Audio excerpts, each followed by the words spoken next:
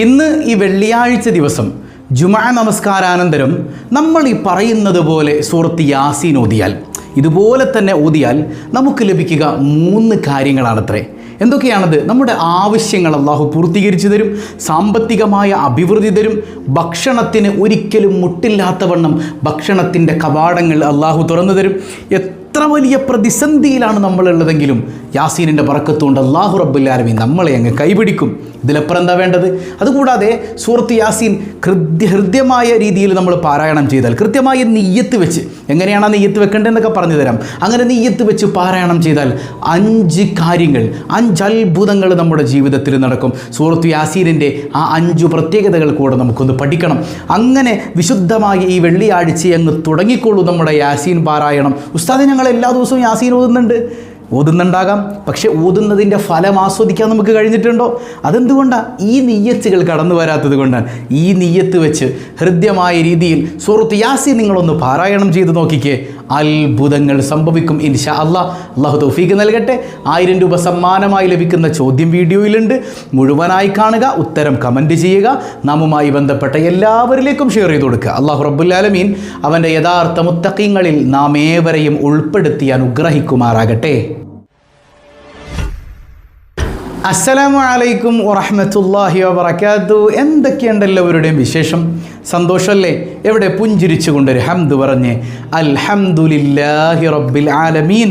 മാഷാ അല്ലാഹ്, ഈ ഒരു ഹംദിൻ്റെ ബറക്കത്ത് കൊണ്ട് ഹൃദ്യമായൊരു പ്രഭാതവും അതിമനോഹരമായൊരു ദിവസവും സമ്മാനമായി തന്ന് കരുണക്കടലായ നാഥൻ നമ്മെ അനുഗ്രഹിക്കുമാറാകട്ടെ. Are you happy? എല്ലാവരും ഹാപ്പി അല്ലേ? അല്ലാഹു റബ്ബുൽ ആലമീൻ സന്തോഷവും സമാധാനവും ആസ്വദിക്കാൻ നമുക്ക് തൗഫീഖ് നൽകട്ടെ. അപ്പോൾ ഇന്ന് മനോഹരമായൊരു വെള്ളിയാഴ്ചയാണ്. വെള്ളിയാഴ്ച ദിവസം മുത്തു റസൂൽ സല്ലല്ലാഹു അലൈഹി വസല്ലം തങ്ങൾ നമ്മുടെ സ്വലാത്തുകൾ ഇങ്ങനെ നേരിട്ട് കാണുന്ന മനോഹരമായ നിമിഷങ്ങൾ. സ്വലാത്തുകൾ വർദ്ധിപ്പിക്കണേ. പ്രത്യേകിച്ച് റബീഉൽ അവ്വലിലെ വെള്ളിയാഴ്ചയാണ്.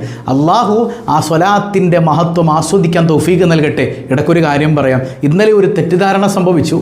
ഞാൻ പറഞ്ഞത് ഏറ്റവും കൂടുതൽ സ്വലാത്ത് ചൊല്ലിയവരുടെ ലിസ്റ്റ് ഇങ്ങനെ നോക്കിയപ്പോൾ ഒരു നിശ്ചിത എണ്ണം ഞാൻ കണ്ടു, 5 ലക്ഷം. അത് ഒരു സഹോദരി അവരുടെ കുടുംബക്കാർ ഒന്നിച്ച് ചൊല്ലിയതിൻ്റെ എണ്ണമാണെന്ന് പറഞ്ഞു. ബാക്കി പറയാൻ ഞാൻ വിട്ടുപോയതാണ്.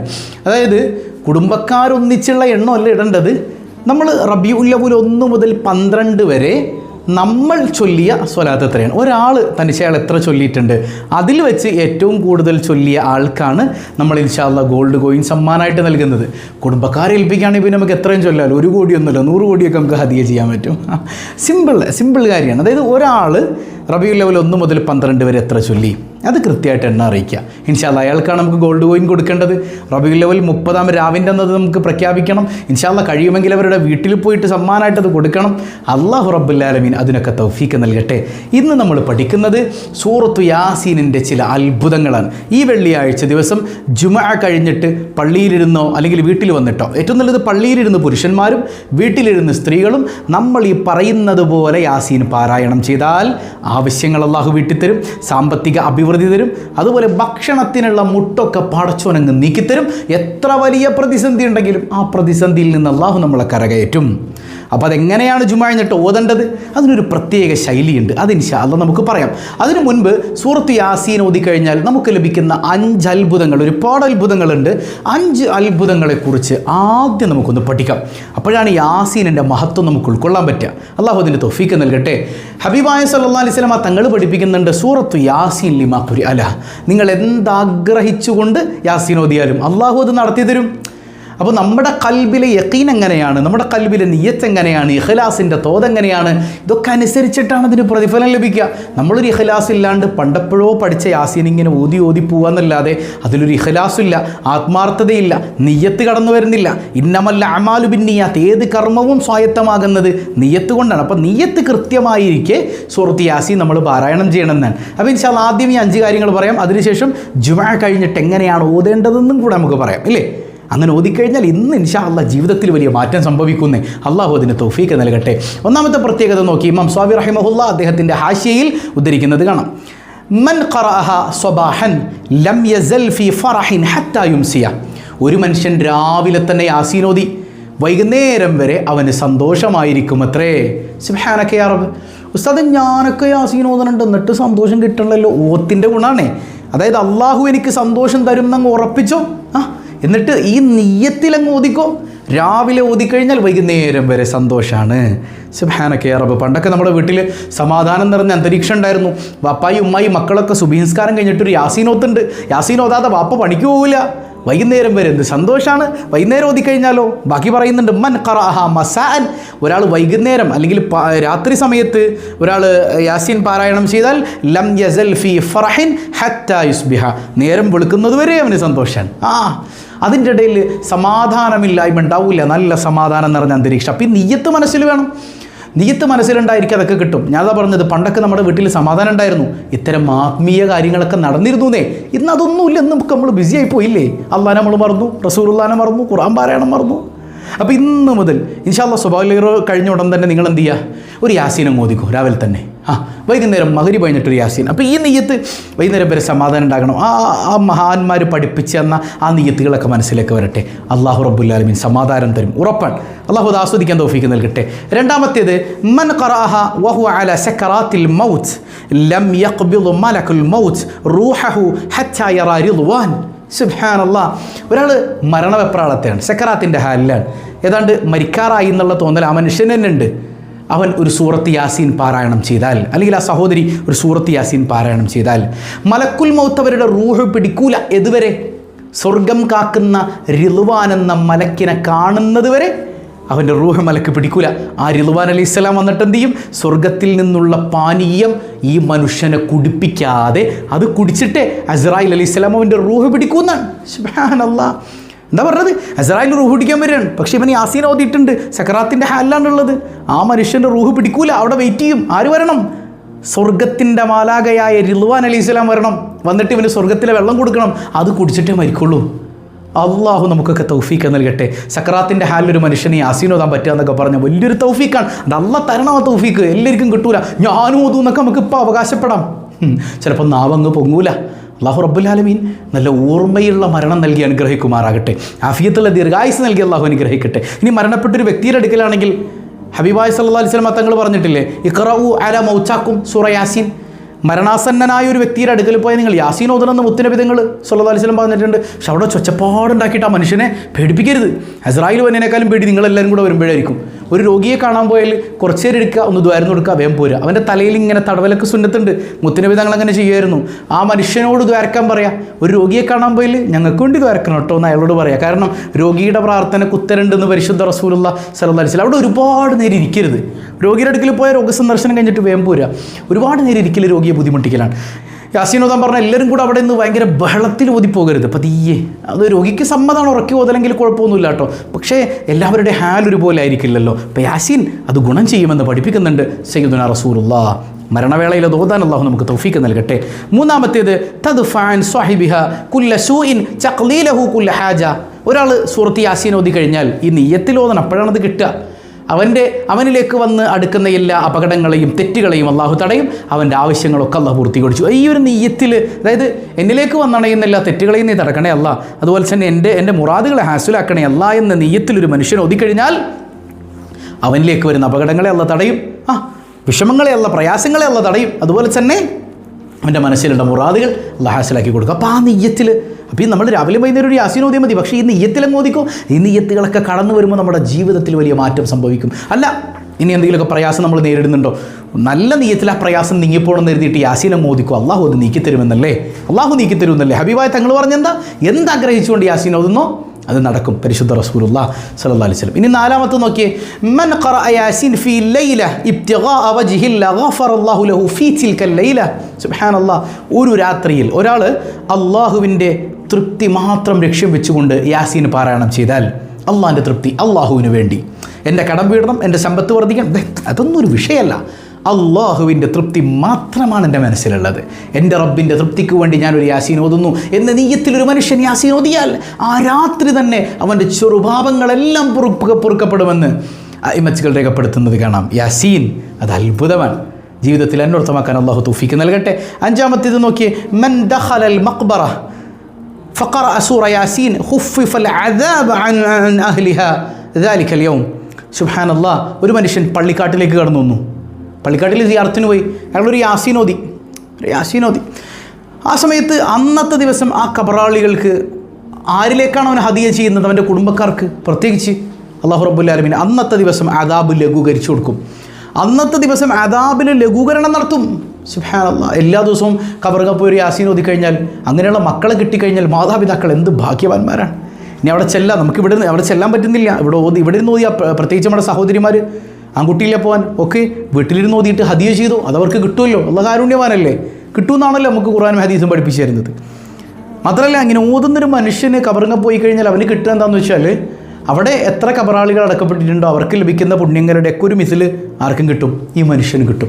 അങ്ങനെ ജീവിതത്തിൽ അത്ഭുതങ്ങൾ സംഭവിക്കുന്ന അതിവിശിഷ്ടമായ ഒരു സൂറത്താണ് സൂറത്ത് യാസീൻ. ഇനി വെള്ളിയാഴ്ചയിലേക്ക് വരാം. വെള്ളിയാഴ്ച ദിവസം യാസീൻ ജുമാ നിസ്കാരം കഴിഞ്ഞ് പുരുഷന്മാർ പള്ളിയിലും സ്ത്രീകൾ അവരുടെ വീടുകളിലും, അല്ലേ? അവർക്ക് ലുഹറാണ്, ജുമാ ഇല്ലല്ലോ. സ്ത്രീകൾക്ക് ജുമാ നിർബന്ധമില്ല, സുന്നത്തുമില്ല. അവർക്ക് ലുഹർ നിസ്കരിക്കുകയാണ് വേണ്ടത്. ഇരിക്കട്ടെ. അപ്പോൾ ജുമാ നിസ്കാരം കഴിഞ്ഞിട്ട് ഒന്നുകിൽ പുരുഷന്മാർക്ക് പള്ളിയിലിരുന്നോ വീട്ടിലിരുന്നോ എങ്ങനെ വേണമെങ്കിലും ഓതാട്ടോ, കുഴപ്പമൊന്നുമില്ല. ഒരു യാസീൻ ഓതാം ജുമാ നിസ്കാരം കഴിഞ്ഞിട്ട്. യാസീൻ ഓതാം. യാസീനിൽ മൊത്തം എത്ര മുബീനുണ്ട്? 7 മുബീനുകളാണുള്ളത്. അപ്പോൾ യാസീൻ തുടങ്ങുക, നല്ല നീയത്തിൽ തുടങ്ങുക. അപ്പോൾ ഈ നീയത്തുകളൊക്കെ കടന്നു വന്നോട്ടെ. അല്ലാഹു റബ്ബുൽ ആലമീൻ എൻ്റെ ആവശ്യങ്ങൾ സാധിപ്പിച്ചു തരണം, സാമ്പത്തിക അഭിവൃദ്ധി വേണം, ഭക്ഷണത്തിൽ തടസ്സം ഉണ്ടാകാൻ പാടില്ല, പ്രയാസങ്ങളിൽ നിന്ന് ദൂരീകരണം വേണം, എല്ലാത്തിലും ഉപരി അള്ളാഹുവിൻ്റെ തൃപ്തി വേണം, അല്ലേ? ആദ്യം അതാണ് മെയിൻ ഫോക്കസ്, അതിലായിരിക്കണം കേട്ടോ. അപ്പോൾ ഒന്നാമത്തേത് എന്താണ്? നമുക്ക് 7 മുബീനുണ്ടെന്ന് പറഞ്ഞു. അപ്പോൾ ഒന്നാമത്തെ മുബീൻ എത്തിക്കഴിഞ്ഞാൽ അവിടെ നിർത്തുക. അവിടെ നിർത്തിയിട്ട് 3 തവണ സൂറത്തുൽ ഇഖ്ലാസ് പാരായണം ചെയ്യുക. ഖുൽ ഹുവല്ലാഹു അഹദ് സൂറത്ത് 3 തവണ. ശ്രദ്ധിക്കണേ. പിന്നെ റീസ്റ്റാർട്ട് ചെയ്യുക, വീണ്ടും തുടങ്ങുക. രണ്ടാമത്തെ മുബീൻ എത്തിക്കഴിഞ്ഞാൽ സൂറത്തുൽ കൗസർ, ഇന്നാ അഅ്തൈനാകൽ കൗസർ സൂറത്ത് 3 തവണ പാരായണം ചെയ്യുക. അവിടെ നിന്ന് വിട്ടു. ഇനി മൂന്നാമത്തെ മുബീൻ എത്തിക്കഴിഞ്ഞാൽ അലം നശ്റഹ് ലക സദ്റക്, മൂന്നാമത്തെ മുബീൻ എത്തി അവിടെ നിർത്തിയിട്ട് അലം നശ്റഹ് സൂറത്ത് 3 തവണ പാരായണം ചെയ്യാം. ഇനി അവിടെ നിന്ന് വീണ്ടും കണ്ടിന്യൂ ചെയ്തു. നാലാമത്തെ മുബീൻ എത്തിക്കഴിഞ്ഞാൽ 3 തവണ സൂറത്തുൽ ഫാത്തിഹ പാരായണം ചെയ്യാം. അവിടെ നിന്നും വിട്ടു. അഞ്ചാമത്തെ മുബീൻ എത്തിക്കഴിഞ്ഞാൽ ആയത്തുൽ കുർസി 3 തവണ പാരായണം ചെയ്യാം. അവിടെ നിന്നും വിട്ടു. ഇനി ആറാമത്തെ മുബീൻ എത്തിക്കഴിഞ്ഞാൽ അവിടെ ഒരു പ്രത്യേകതയുണ്ട്, അയിമത്തുകൾ രേഖപ്പെടുത്തി വെക്കുന്നത് കാണാം. അവിടെ ഒരു പ്രാർത്ഥനയാണ്. ആറാമത്തെ മുബീൻ എത്തിക്കഴിഞ്ഞാൽ എന്താണ് ദുആ ചെയ്യേണ്ടത്? അല്ലാഹു ലതീഫുൻ ബിഇബാദിഹി യർസുഖു മൻ യശാഉ ബിഗൈരി ഹിസാബ്, അല്ലേ? അല്ലാഹു ലതീഫുൻ ബിഇബാദിഹി യർസുഖു മൻ യശാഉ ബിഗൈരി ഹിസാബ്. ഈ ദുആ 3 തവണ ചൊല്ലുക. അല്ലാഹു റബ്ബുൽ ആലമീൻ എല്ലാത്തിനും കഴിവുള്ളവനാണ്, അല്ലേ? അവൻ്റെ അടിമകളെ ചേർത്ത് പിടിക്കാൻ കഴിയുന്ന നാഥൻ. അള്ളാഹു ഉദ്ദേശിച്ചവർക്ക് അവൻ കൈയഴിഞ്ഞു കൊടുക്കും, കണക്കില്ലാതെ കൊടുക്കുമെന്ന മനോഹരമായ ആശയം ഉൾക്കൊള്ളുന്ന, ആയത്തുൾക്കൊള്ളുന്ന ആ വചനം അവിടെ പറയാം. 3 തവണ ആ ദുആ ചൊല്ലുക. പിന്നെ അവിടെ നിന്ന് വിട്ട് 7ാമത്തെ മുബീന് ശേഷം നിങ്ങൾക്കറിയുന്ന ഏതെങ്കിലും ഒരു സ്വലാത്ത് 3 തവണ ചൊല്ലുക. അറിയുന്ന ഏതെങ്കിലും ഒരു സ്വലാത്ത് 3 തവണ ചൊല്ലിയിട്ട് ഈ ദുആ കൂടെ ചൊല്ലുക. എന്താണ് ദുആ? അല്ലാഹുമ്മ വസ്സിഅ റിസ്ഖി വുസ്അതൻ ലാ അഹ്താജു ഇലാ അഹദിൻ മിൻ ഖൽഖിക്. ഒന്നുകൂടെ നോക്കിയേ. അല്ലാഹുമ്മ വസ്സിഅ റിസ്ഖി വുസ്അതൻ ലാ അഹ്താജു ഇലാ അഹദിൻ മിൻ ഖൽഖിക്. ഒന്നുകൂടെ നോക്കിയേ. അല്ലാഹുമ്മ വസ്സിഅ റിസ്ഖി വുസ്അതൻ ലാ അഹ്താജു ഇലാ അഹദിൻ മിൻ ഖൽഖിക്. പഠിച്ചോനെ, എൻ്റെ ഭക്ഷണത്തിൽ നീ വിശാലത ചെയ്യണേ അല്ലാ. എത്രത്തോളം എന്ന് വെച്ചാൽ ഒരു പടപ്പിൻ്റെയും മുമ്പിലേക്ക് പോയി കൈനീട്ടേണ്ട അവസ്ഥ എനിക്ക് വരുത്തല്ലേ അല്ല. അതായത് എൻ്റെ ഭക്ഷണം മാത്രമല്ല, എൻ്റെ സാമ്പത്തിക വിഷയം, എൻ്റെ വസ്ത്രം, എൻ്റെ മക്കൾ, ഈ വിഷയത്തിലൊക്കെ നിൻ്റെ മുമ്പിലല്ലാതെ ഒരു പടപ്പിൻ്റെ മുമ്പിലും പോയിട്ട് കൈനീട്ടേണ്ട ഒരു അവസ്ഥ വരുത്തല്ലേ അല്ല എന്ന ആശയം വരുന്ന ഈ വചനം, ഈ ദുആ 3 തവണ സ്വലാത്തിന് ശേഷം അതുകൂടെ ചൊല്ലിയിട്ട് ബാക്കി യാസീൻ കംപ്ലീറ്റ് ചെയ്യും. ഇങ്ങനെ ഒരൊറ്റ യാസീൻ ജുമാ നിസ്കാര ശേഷം നിങ്ങൾക്ക് ഓതാൻ കഴിഞ്ഞാൽ മുറാദുകൾ ഹാസിലാകും, സാമ്പത്തിക അഭിവൃദ്ധി ഉണ്ടാവും, അതുപോലെ ഭക്ഷണത്തിൽ വിശാലത നൽകും. എത്ര വലിയ പ്രതിസന്ധിയിലാണ് നിങ്ങളുള്ളതെങ്കിലും അള്ളാഹു കൈപിടിക്കുമെന്ന് സ്വാലിഹീങ്ങൾ പഠിപ്പിക്കുന്നത് കാണാം. അപ്പോൾ ഇന്ന് മുതൽ പ്രാവർത്തികമാക്കൂലേ? അള്ളാഹു തൗഫീഖ് ചെയ്യട്ടെ. പിന്നെ ഇതിൻ്റെയൊക്കെ ഒരു പരിപൂർണ്ണ പ്രതിഫലം ലഭിക്കാനായിട്ട് മറ്റുള്ളവരിലേക്ക് ഇത് ഷെയറും കൂടെ ചെയ്തു കൊടുക്കുക കേട്ടോ. മറ്റുള്ളവരിലേക്ക് ഇത് ഷെയർ കൂടെ ചെയ്തു കൊടുക്കുക. അങ്ങനെ ചെയ്യുമ്പോൾ എന്താ, നമ്മൾ നിമിത്തം ഒരാൾ ഈ നന്മ ചെയ്താൽ നമുക്ക് കിട്ടില്ലേ, നമ്മളറിയാതെ നമ്മുടെ അക്കൗണ്ട് നിറയല്ലേ. അങ്ങനെയൊക്കെയല്ലേ നമ്മൾ രക്ഷപ്പെടുള്ളൂ. അള്ളാഹു അതിന് തൗഫീക്ക് നൽകുമാറാകട്ടെ. കഴിഞ്ഞ ദിവസം നമ്മൾ ചോദിച്ച ചോദ്യം എന്താണ്? ബാനത്ത് സുആദ് എന്ന് പറയുന്ന മുത്തുനബിയുടെ മദ്ഹകാവ്യം രചിച്ച സ്വഹാബിയുടെ പേരെന്താണ്? എല്ലാവരും കമൻറ്റ് ചെയ്തു. അത് മഹാനായ കഅബ് ബിൻ സുഹൈർ റളിയല്ലാഹു അൻഹു ആണ്. മാഷാ അല്ലാഹ്. ഇനി ഇന്നത്തെ ചോദ്യം, മദീനയിലേക്ക് മുത്തുനബി സല്ലല്ലാഹു അലൈഹി വസല്ലം തങ്ങൾ പാലായനം ചെയ്തു, ഹിജ്റ ചെയ്തു അല്ലേ? അവിടെ ചെന്നപ്പോൾ മുത്തുനബിയെ ദഫ് മുട്ടിയിട്ട് മദീനക്കാർ സ്വീകരിച്ചതൊരു മൗലിദ് ചൊല്ലിയിട്ടാണ്. അതിൻ്റെ തുടക്കം എങ്ങനെയാണ്? എങ്ങനെയാണ് ആ ബൈത്ത് തുടങ്ങുന്നത്? അത് കമൻറ്റ്. ഏത് ബൈത്താണത്? അള്ളാഹു എല്ലാവർക്കും ബറക്കത്തും ഖൈറും നൽകി അനുഗ്രഹിക്കുമാറാകട്ടെ. പതിവായി ചൊല്ലുന്ന ദിക്ർ സുബ്ഹാനല്ലാഹി വബിഹംദിഹി عدد خلقه ورضا نفسه وزنة عرشه ومداد كلماته. سبحان الله وبحمده عدد خلقه ورضا نفسه وزنة عرشه ومداد كلماته. سبحان الله وبحمده عدد خلقه ورضا نفسه وزنة عرشه ومداد كلماته. രണ്ട് ബൈത്തോടെ ചൊല്ലിയിട്ട് നമുക്ക് വേഗം ദ്വാരക്കാം. വെള്ളിയാഴ്ച ദിവസം മുത്തിൻ്റെ സ്വലാത്തിന് മദഹകൾക്ക് വലിയ പ്രാധാന്യമുള്ള നിമിഷമാണ്. അല്ലാഹു റബ്ബുൽ ആലമീൻ നമ്മിൽ നിന്ന് സ്വീകരിക്കുമാറാകട്ടെ. ആദി ഔവൽ മഹിദരായി പാടച്ചു വെച്ച മുഹമ്മദാർ ബദ്രിലും ബദലങ്കിടുന്നോരെ കാണുവാൻ വിധിയേകല്ലാഹ്. അസ്സലാത്തു വസ്സലാമു അലൈക യാ റസൂലല്ലാഹ്. അസ്സലാത്തു വസ്സലാമു അലൈക യാ ഹബീബല്ലാഹ്. മക്ക മണ്ണിലെ താരമേ പതി റൗള വാഴുന്ന സൂനമേ ഇഷ്ഖറിയാതെ പാപി പാടുന്നു സ്നേഹഗീതവും കേൾക്കണേ. അസ്സലാത്തു വസ്സലാമു അലൈക യാ റസൂലല്ലാഹ്. അസ്സലാത്തു വസ്സലാമു അലൈക യാ ഹബീബല്ലാഹ്.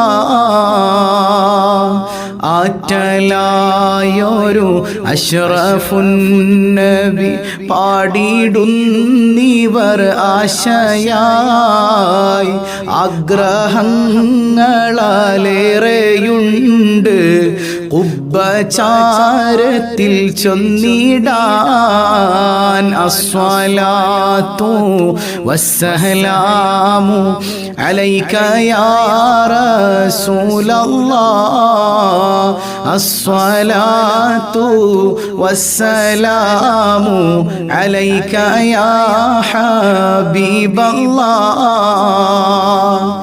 പാപമാലേ കറുത്തു പോയൊരു കൽബും കൊണ്ടിവർ വന്നിതാ. പാപഭാരങ്ങൾ തീർത്ത് കൽബകം റഹ നൽകണേ സയ്യിദി. അസ്സലാത്തു വസ്സലാമു അലൈക യാ റസൂലല്ലാഹ്. അസ്സലാത്തു വസ്സലാമു അലൈക യാ ഹബീബല്ലാഹ്. മഹ്ശറാ അണയും നേരത്ത് കൈവേടിയല്ലേ യാ നബി. മൗത്തിൻ നേരത്തും ഉമ്മത്തി എന്നോരത്തോരാണെൻ്റെ വാരിദി. അസ്സലാത്തു വസ്സലാമു അലൈക യാ റസൂലല്ലാഹ്. അസ്സലാത്തു വസ്സലാമു അലൈക യാ ഹബീബല്ലാഹ്. ഹൗളിൻ പാനവും നൽകണേ ഞങ്ങളെ സ്വർഗത്തിൽ കൂടെ ചേർക്കണേ. അതിമോഹമാണെന്നറിയാം തങ്ങളെ കൈവേടിയല്ലേ ഞങ്ങളെ. അസ്സലാത്തു വസ്സലാമു അലൈക യാ റസൂലല്ലാഹ്. അസ്സലാത്തു വസ്സലാമു عليك يا حبيب الله. الحمد لله رب العالمين. اللهم صل على سيدنا محمد وعلى آل سيدنا محمد. അർഹമുർ റഹീമായ കരുണക്കടലായ റബ്ബേ, ഒരുപാട് സങ്കടങ്ങളിലും പ്രയാസങ്ങളിലുമായി ഈ സദസ്സിൽ പങ്കെടുക്കുന്നവരുണ്ട് റബ്ബേ. ഈ നിമിഷം വെള്ളിയാഴ്ച ദിവസമാണ്, മുത്ത് ഹബീബിൻ്റെ മദ്ഹ് ചൊല്ലിയ സദസ്സാണ്. നീ സ്വീകരിക്കണയല്ല, മുറാദുകളെല്ലാം ഹാസുലാക്കണയല്ല, മനസ്സമാധാനം നൽകണയല്ല. ഈ സദസ്സിൽ പങ്കെടുക്കുന്നവർ, ഇത് മറ്റുള്ളവരിലേക്ക് എത്തിച്ചു കൊടുക്കുന്നവർ, ഷെയർ ചെയ്യുന്നവർ, ഇതിൻ്റെ പിന്നണി പ്രവർത്തകർ എല്ലാവരെയും നീ അനുഗ്രഹിക്കണയല്ല. എല്ലാവർക്കും മനസ്സമാധാനം നൽകണയല്ല, പാപങ്ങൾ പൊറുക്കണയല്ല. ഒരുപാട് മുറാദുകളുണ്ട്, ഹാസുലാക്കണയല്ല. ജോലിയിൽ ബറക്കത്ത് ചെയ്യണയല്ല. ജോലിയില്ലാത്തവർക്ക് ഖൈറായ തൊഴിൽ നൽകണയല്ല. പ്രിയപ്പെട്ട പ്രവാസി സഹോദരങ്ങൾ, ഖൈറും അഭിവൃദ്ധിയും നീ നൽകണേ ചമ്പുരാനെ. അർഹമുർ റഹീമായ കരുണക്കടലായ കരുണാവാരിധിയായ റബ്ബേ, ഒരുപാട് വേദനകളുണ്ട്, നീക്കണയല്ല. ഒരുപാട് വേദനകൾ, ശരീരത്തിനും മനസ്സിനുമേറ്റ വിങ്ങലുകൾ, എല്ലാവർക്കും നീ സലാമത്ത് നൽകണേ അല്ലാ. മാരക രോഗങ്ങളെ കൊണ്ട് ബുദ്ധിമുട്ടുന്നവരുണ്ട്, ശിഫ നൽകണയല്ല. പടച്ചവനെ, ഞങ്ങളുടെ പൊന്നുമക്കളെ നന്നാക്കണയല്ല. കുടുംബത്തിൽ സമാധാനം നൽകണയല്ല. പഠനങ്ങളിൽ, പാഠ്യേതര വിഷയങ്ങളിൽ നല്ല മികവ് പുലർത്തുന്ന മക്കളാക്കണയല്ല. അർഹമുർ റഹീമായ കരുണക്കടലായ തമ്പുരാനെ, നല്ല ഓർമ്മശക്തിയും ബുദ്ധിശക്തിയും നൽകണയല്ല. മാതാപിതാക്കളെ ധിക്കരിക്കുന്ന സന്താനങ്ങളാക്കല്ലയല്ല. അർഹമുർ റഹീമായ അല്ലാ, മക്കളില്ലാതെ വേദനിക്കുന്നവരുണ്ട്, സ്വാലിഹീങ്ങളായ സന്താനങ്ങളെ നൽകണയല്ല. ഗർഭിണികൾക്ക് സുഖപ്രസവം നൽകണയല്ല. എന്ത് മുറാദുകളാണോ ഞങ്ങളുടെ മനസ്സിലുള്ളത് നീ അറിയുന്നവനാണല്ലോ റബ്ബേ. മുറാദുകളൊക്കെ ഹാസുലാക്കണയല്ല. ഇവിടെ കമൻറ്റ് ചെയ്ത ഒരുപാട് സങ്കടങ്ങൾ എല്ലാത്തിനും നീ പരിഹാരം നൽകണയല്ല. പടച്ചവനെ, ഞങ്ങളിൽ നിന്ന് മൺമറഞ്ഞ മാതാപിതാക്കൾ, ബന്ധുമിത്രാദികൾ എല്ലാവർക്കും മഗ്ഫിറത്ത് നൽകണയല്ല. ജീവിച്ചിരിക്കുന്ന ഒരുപാട് ആളുകളുടെ മാതാപിതാക്കളുണ്ട്, എല്ലാവർക്കും ആഫിയത്തുള്ള ദീർഘായുസ് നൽകണയല്ല. ഈ സദസ്സിൽ പങ്കെടുക്കുന്ന ഒരുപാട് വെല്ലുപ്പമാർ എല്ലാവർക്കും ആഫിയത്തുള്ള ദീർഘായുസ് നൽകണയല്ല. ഞങ്ങൾക്കും അവർക്കും നിന്റെ ത്വാഅത്തിലായി ആഫിയത്ത് നൽകണയല്ല, ദീർഘായുസ് നൽകണയല്ല. തളർന്നു പോകുന്ന അവസ്ഥയിൽ നിന്ന് കാവലേകണയല്ല. മദീന കാണാതെ മരിപ്പിക്കല്ലയല്ല. ഹബീബായ തങ്ങൾ കണ്ട് സന്തോഷിക്കുന്ന സദസ്സായി സദസ്സിനെ സ്വീകരിക്കണയല്ല. ഞങ്ങളെയും ഞങ്ങളിൽ നിന്ന് വിട പറഞ്ഞവരെയും, പ്രത്യേകിച്ച് സ്വബാഹുൽ ഖൈർ കുടുംബത്തിലെ ഓരോരുത്തരെയും അഷ്റഫുൽ ഖൽഖായ റസൂലുള്ളാഹി സ്വല്ലല്ലാഹു അലൈഹി വസല്ലമ തങ്ങളോടൊപ്പം നിന്റെ സുന്ദരമായ സ്വർഗീയ ലോകത്ത് നീ ഒരുമിപ്പിക്കണേ അല്ലാ. ബിഹഖി സ്വല്ലല്ലാഹു അലാ മുഹമ്മദ് സ്വല്ലല്ലാഹു അലൈഹി വസല്ലം. സ്വല്ലല്ലാഹു അലാ മുഹമ്മദ് സ്വല്ലല്ലാഹു അലൈഹി വസല്ലം. اللهم صل على محمد يا رب صل عليه وسلم. والسلام عليكم ورحمة الله وبركاته.